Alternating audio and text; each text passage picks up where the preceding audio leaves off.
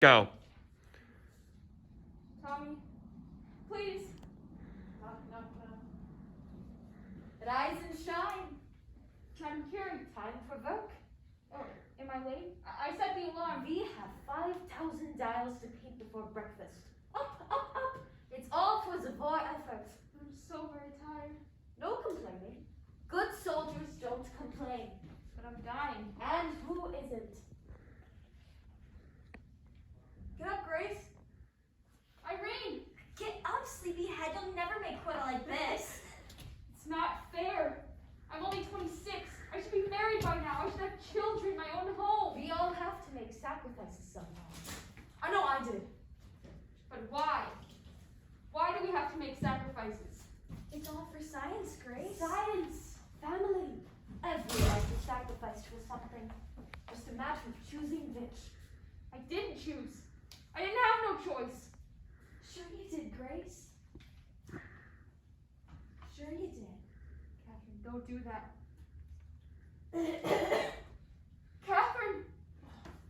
Now look at what you did, Grace. She's bleeding all over the dials. I'm sorry, Catherine. I guess I shouldn't have said anything. No problem. What's one more dead dial painter? Huh? Grace? Mom! Grace! Mr. Markley will be here any minute. Mr. Markley? He's bringing the papers for you to sign. Did you fall asleep? Has Miss Wiley been by? Miss Wiley? About Catherine. She said she might stop by. Did she come by? She might have. Don't you know? Someone came to the door a while ago. I think your brother answered it. Look, Grace, you gotta get ready. We took Catherine back to the hospital last night. I know, dear. I know.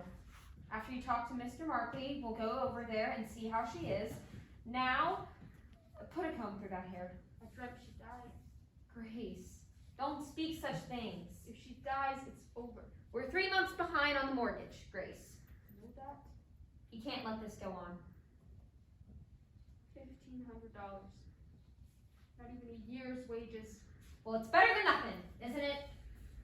Is that a long word? Better than nothing?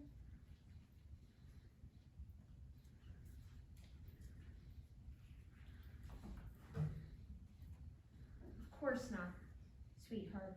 But we've got to be realistic. At the rate things are going, you'll never get inside that courtroom. And even if you do, you can't prove nothing. Mr. Barry thinks we can. Mr. Barry ain't paying the bills. There's the doctor and the bank and the coal man. We can't expect folks to treat us like a charity just because you're sick. Not asking for charity, Mom. Just want what's owed to me. Grace, I know it feels like you're letting Catherine down, but if she decided to take the company's offer, would you hold it against her?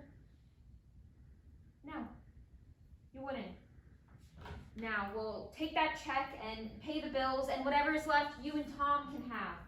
A little something to get you started. There's nothing to start, Mom. Why do you have to be so hard on Tommy? Mom, please don't. Can't you see he just can't face the thought of you not being with us? I have to face it. Why can't he?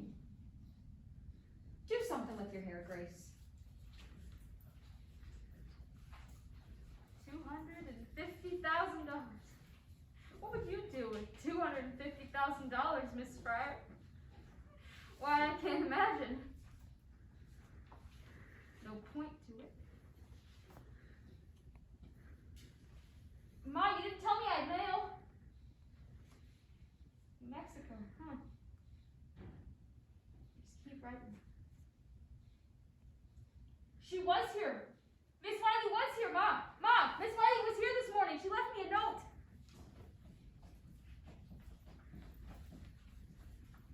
Miss Fryer, Edward Markley. Mom said you brought papers? Yes. The terms spelled out as we explained in our letter. $1,500 to you. I've got a check right here. All we need is your signature.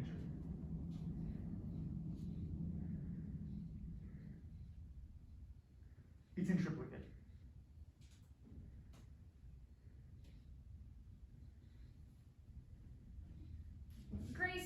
Markley is a very busy man. Oh, no, please. Take your time. Look it over carefully.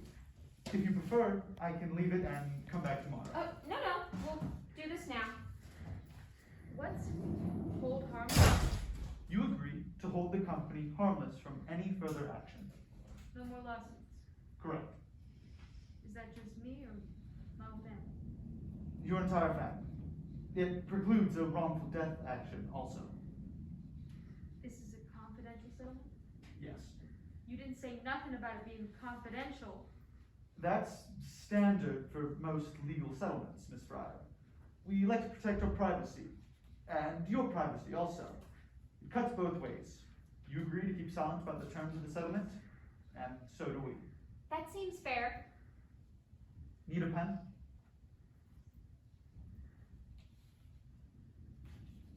I have another question. Grace, Mr. Markley already explained the settlement to you. Mom! I don't mind. What is contributory negligence, Mr. Markley? It's not in that one. It's in them other papers that you filed when we did the lawsuit. The Radium company said its defense was the statute of limitations and contributory negligence. I'm not sure what you're asking, Miss Fryer. It means it's our fault, don't it? It's a standard defense, Miss Fryer. I wouldn't take it personally.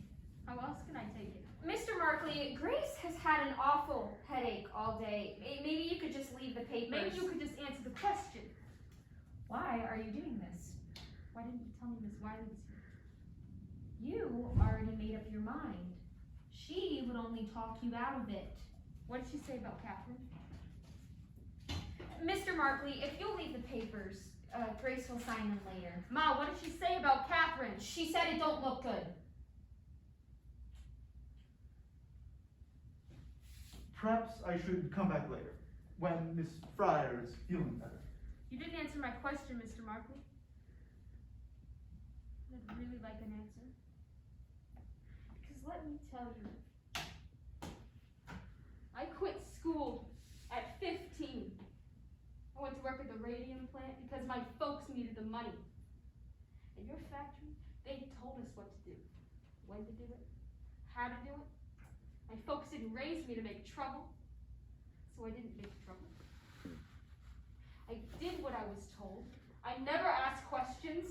How do you get contributory negligence out of that? As I said, it's a standard defense. There's nothing standard about what happened to me. We deeply regret your situation, but there's no evidence to tie your condition to any actions by the U.S. Radium Corporation. So why are you giving me this money? It's a humanitarian gesture. Humanitarian gesture? Mr. Markley, I'll take them papers. Humanitarian? Month after month, you put us off. Delay after delay, knowing how sick we were, how tired, desperate. Humanitarian. You're just waiting for us to die. Grace, please, stop this now. Mom, one by one, I watched my friends get sick and die in the most horrible way. And you think I should be grateful for any spare change they throw at me? Miss Fryer, this is a very generous offer. Under the circumstances, I would advise you take it, because it won't be on the table for very long. What do you mean? If Miss Fryer does not sign within 24 hours, you'll be forced to withdraw our offer permanently. Grace. He's lying. I beg your pardon, miss. You're trying to tell me if I don't sign these now, but I come back in a week from now, and I said I changed my mind, you'd still rather go to court. You'd still rather some judge get a look at me, and you take your chances I don't win on sympathy alone? 24 hours. You're just trying to bully me. Very well then, Miss Fryer. I'll take that for a no. And we'll see you in court. Yes, you will. You will see me. If they have to carry me in there, you'll see me. You and Mr. Roder both. You call that man back. going to court, Ma. What are you trying to prove? You know you can't win. I want those people to look at me. I want them to look at me and explain how it's my fault I got sick working in their factory. And what'll that get you?